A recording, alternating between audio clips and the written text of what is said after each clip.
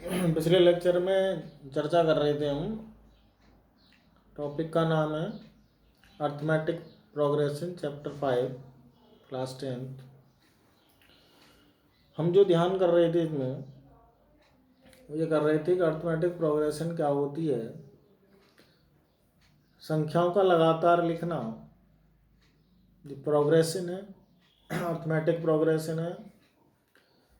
और arithmetic progression में यदि यस और नो की बात करें तो बात यह है कि यदि उसमें दो टर्म्स के बीच में जो डिफरेंस है वो इक्वल हो, दो टर्म्स के बीच में हर जगह डिफरेंस इक्वल हो, तो ही वो अर्थमेटिक प्रोग्रेशन एपी कहलाएगी, अदरवाइज नहीं।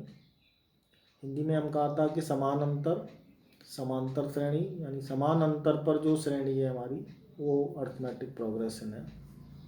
ऐसा कल चर्चा हुई थी और उसके विषय में ये बात बताई गई थी कि वर्ड्स प्रॉब्लम के अंतर्गत हम कैसे उसको पहचानें कि ये अर्थमेटिक प्रोग्रेशन है या नहीं है। अब अगले क्वेश्चन में हमने एक कल फॉर्मूला लगा था, अगले क्वेश्चन के लिए भी उसी से काम चलने वाला है।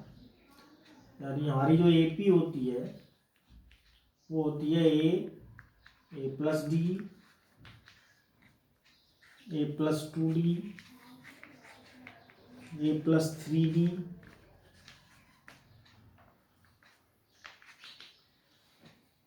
और आगे बढ़ाएंगे तो डी लगातार बढ़ती हुई चली जाएगी। ऐसा इसका हिसाब किताब होता है। ये पहला टर्म है, ये दूसरा, ये तीसरा, एक चौथा।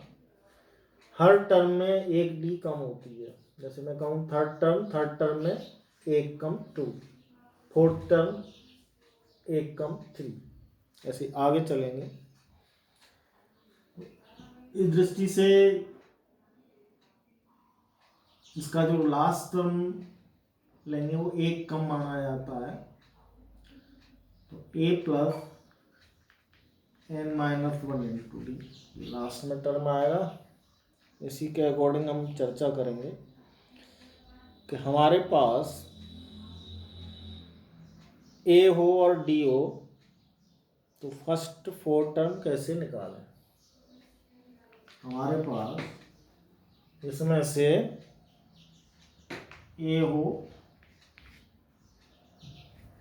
और डी हो, ऐसी व्यवस्था में हम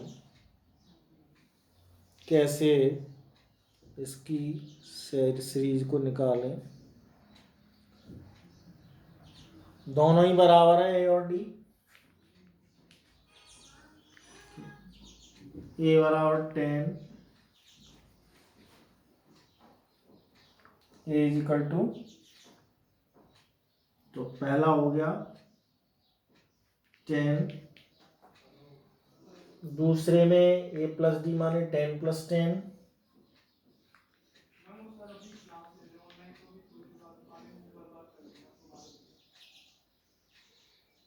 तीसरे में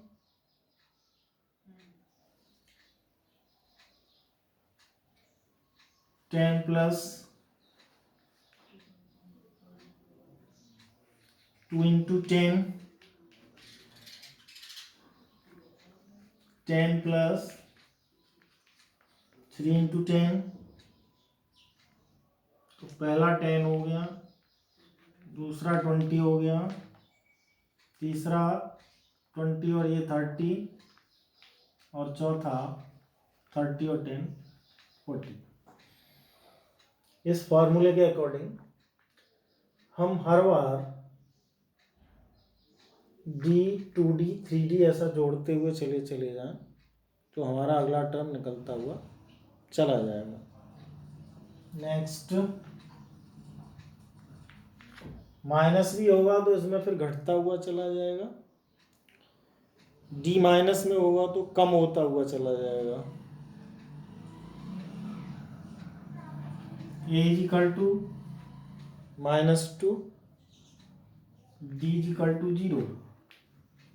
और उसी फॉर्मूले पर वापस जाएं तो 0 तो हर बार जुड़ेगा, तो टर्म में कोई परिवर्तन ही नहीं होगा। तो पहले टर्म में -2, दूसरे में a प्लस डी,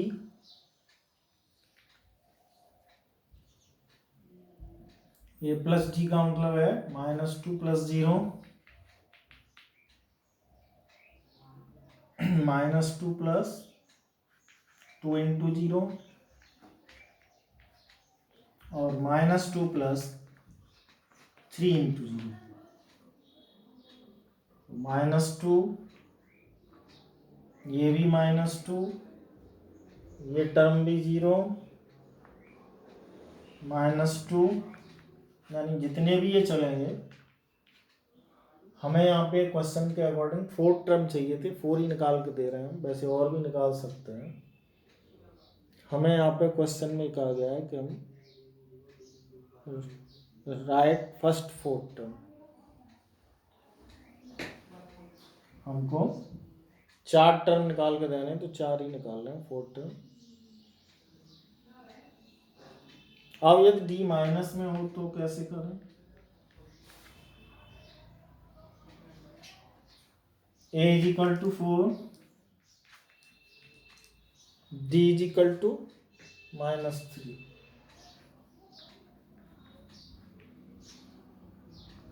ये तो 4 का 4 ही रहेगा, a प्लस डी में 4 - 3, a प्लस 2d में 2 × 3, चाहे तो माइनस इस पर लगा लें या बीच में लगा लें।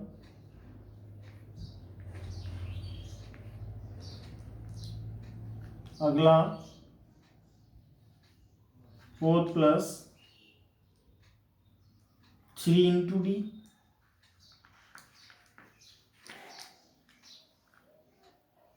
तो पहला टर्म 4 हो गया, दूसरा 4 में से -3 कम करेंगे 1 हो गया, ये हो जाएगा 3 दूनी 6, -2 निकल के आएगा ये, और आगे वाला 3 × 3 = 9, -5 निकल के आएगा। तो इस प्रकार से हम क्या देख रहे हैं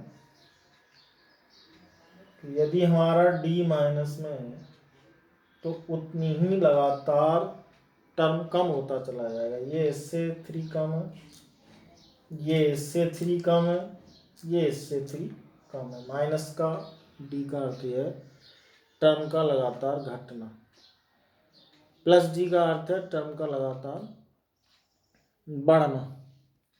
तो यहाँ पे हम देख रहे हैं टर्म लगातार घट रहा है, ये मे बी पॉसिबल अपॉन में भी हो सकता है। जैसे अगले क्वेश्चन में ये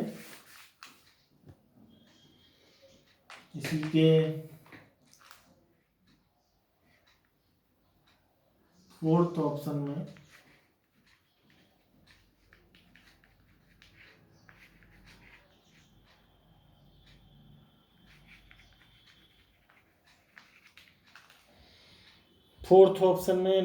अपॉन में डी है, a = -1, d = 1/2,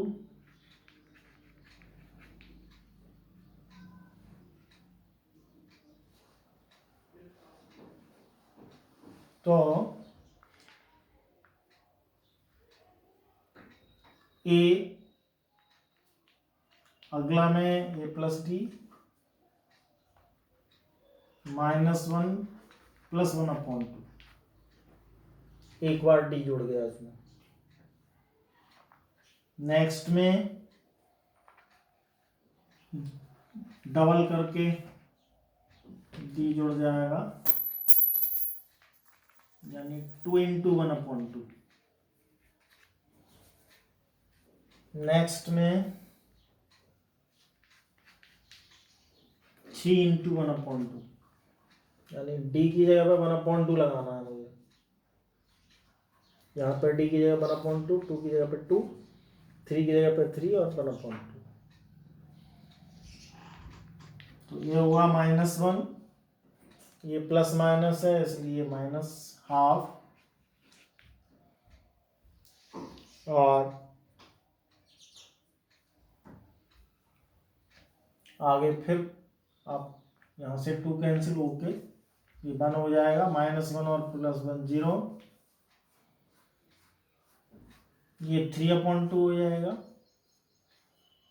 उसमें प्लस हाफ जुड़ जाएगा तो प्लस का हाफ आ जाएगा, क्योंकि 3/2 से -1 करेंगे तो प्लस का हाफ आ जाएगा।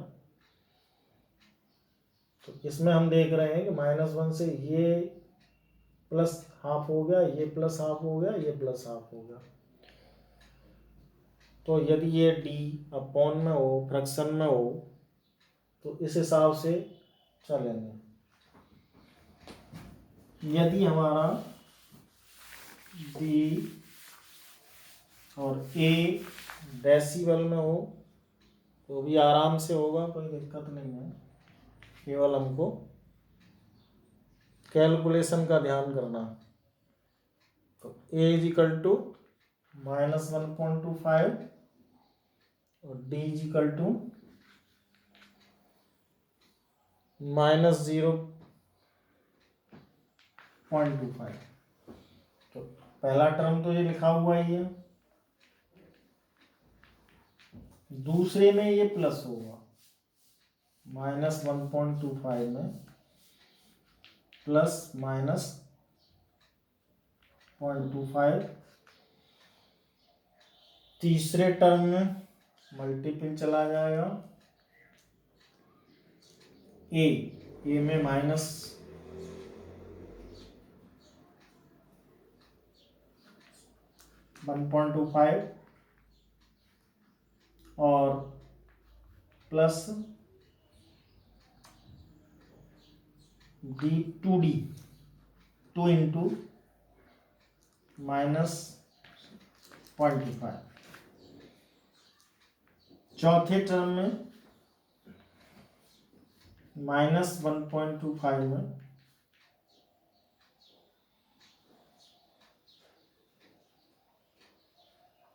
a +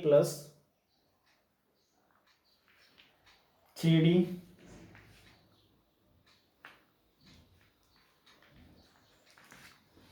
यानी हमने केवल ए और उसमें 1d फिर 2d फिर 3d,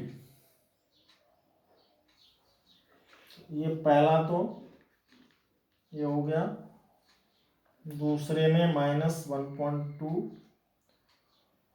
यहाँ पे क्योंकि d माइनस का है इसलिए ये भी प्लस माइनस की टक्कर में माइनस हो जाएगा,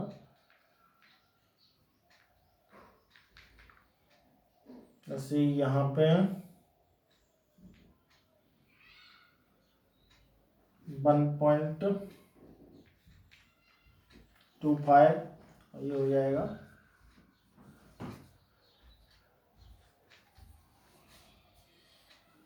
माइनस में है 2 का मल्टीपल हो जाएगा,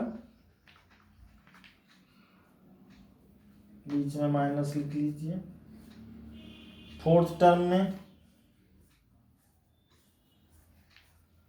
-1.25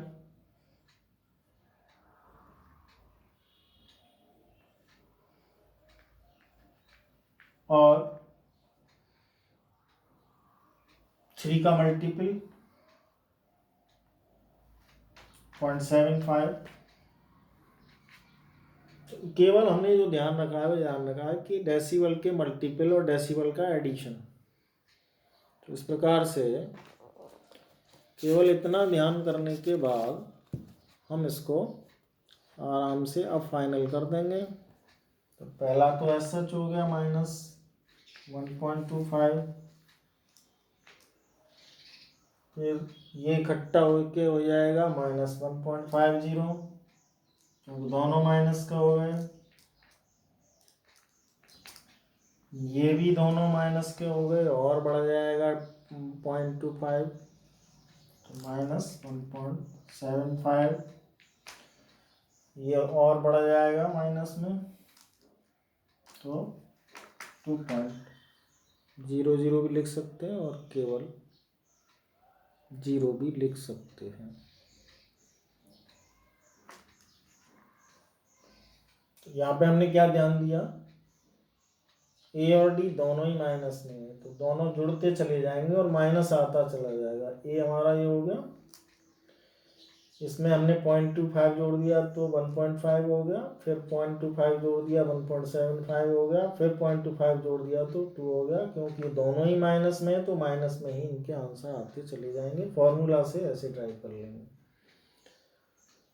तो इस प्रकार से इसमें सेकंड क्वेश्चन में हर तरह की पोजीशन पर हम बात कर चुके। ए और डी बराबर हो तो ए कुछ हो, डी 0 हो तो, डी माइनस का हो तो, और डी फ्रैक्शन में हो तो, ए और डी डेसिमल में हो तो इसे कैसे फेस करें, ये हमारी बात समझ में आ गई यहाँ तक।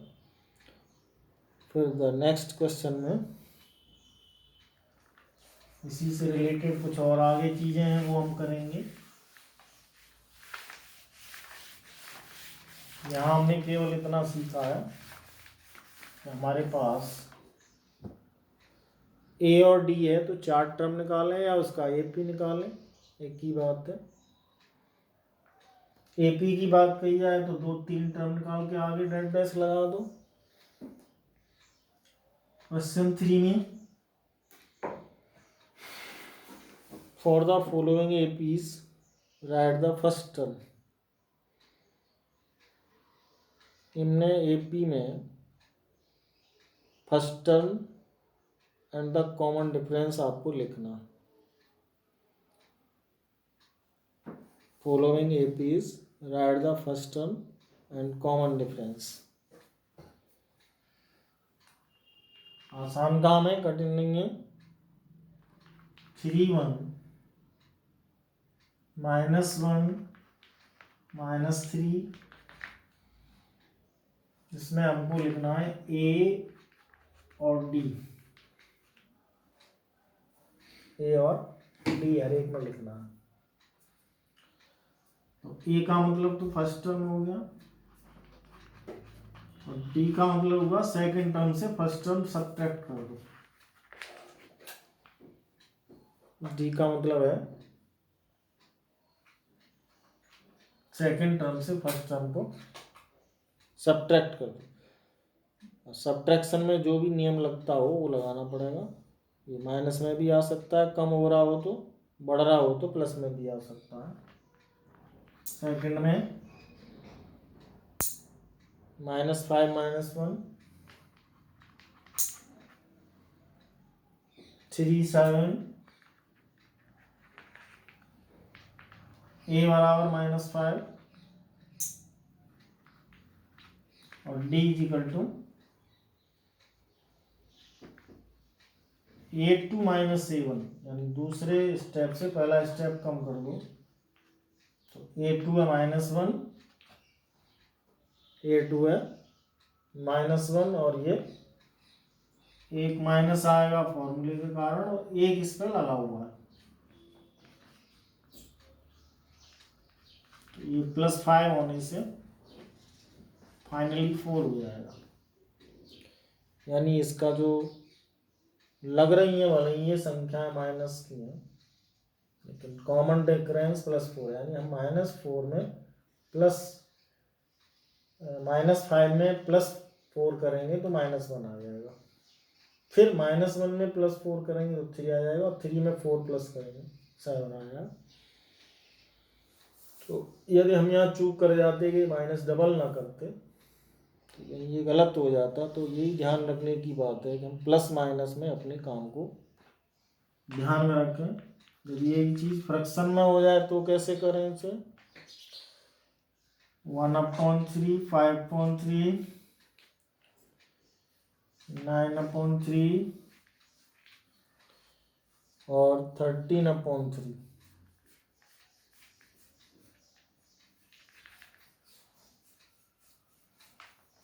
ये हो गया ए बराबर 1/3, d is equal to A2 minus A1 का अर्थ है दूसरे स्टेप से पहला घटाना। हम कहीं भी घटा सकते हैं, हम ये भी लिख सकते हैं A4 minus A3, A3 minus A2। कोई दो पास वाले में से आगे वाले में से पीछे वाला सब्ट्रैक्ट कर दो, तो ये कम करने पे एलसीएम क्योंकि सेम है तो अलग कोई दिक्कत नहीं है। 4/3 प्लस का लगातार बढ़ रहा है ये, तो ए ये हो गया, डी ये हो गया। डेसिबल में भी हो सकता है तो भी कोई दिक्कत नहीं है, केवल डेसिबल के प्लस माइनस का आपको अंतर करना है, आराम से होगा। 10th में पढ़ने वाले स्टूडेंट को डेसिबल के प्लस माइनस तो आराम से आते ही हैं। तो ए हो गया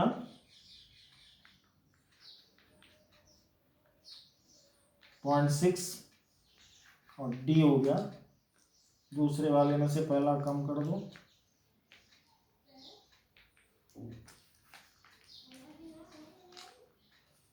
तो ये हो जाएगा 1.1।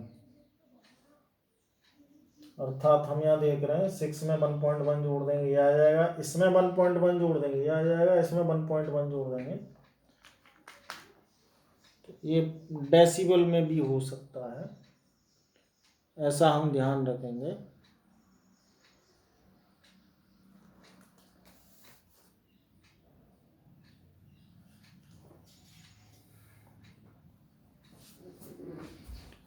इसके बाद आगे का क्वेश्चन अगले लेक्चर में चर्चा करेंगे। यहाँ तक हमने केवल इतना बताया कि किस प्रकार से हम इस फॉर्मूले के द्वारा 2-3 तरह के काम करते हैं। एक तो यह कि ए और डी पता हो तो पहले टर्म कैसे निकालें या एपी कैसे निकालें, दूसरा है एपी पता हो तो पहला टर्म और कॉमन डिफरेंस कैसे निकालें, और नेक्स्ट 4th क्वेश्चन में हमको तय करना पड़ेगा कि ये सीरीज में है या नहीं है, तो उसके लिए अगले लेक्चर में। Thank you.